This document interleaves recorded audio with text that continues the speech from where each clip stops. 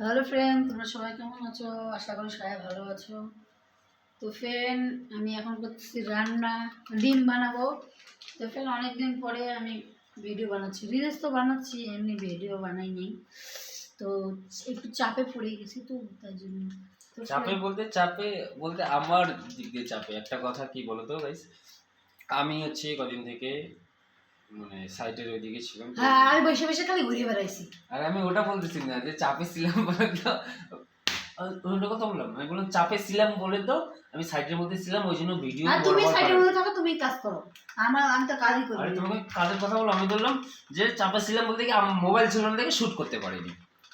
Reels ভিডিওগুলো পুরনো shoot করা ছিল, সেগুলো ভিডিও আপলোড করতেছি।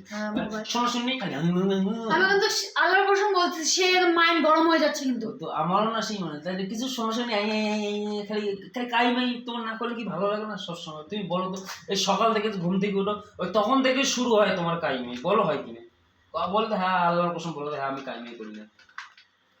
সকাল থেকে শুরু করার পরে তুমি কাইমাই করতেই থাকো, কাইমাই করতেই থাকো, বলো হ্যাঁ কিনা?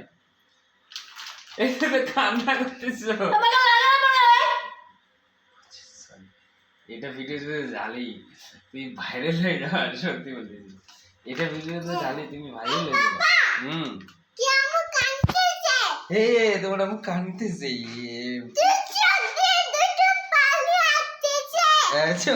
পানি আসতেছে তোমার বল। এই দেখো ডাইডল হয়ে গেল কাঁদতে কাঁদতে তোমার। হ্যাঁ,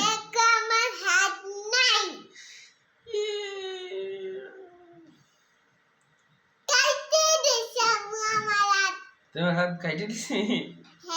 হ্যাঁ, তুই বলো আম্মু, তোমার আম্মু যখন বিছানার থেকে ঘুম থেকে ওঠে তখন থেকে শুধু কাইমেই কাইমেই করতেই থাকে না?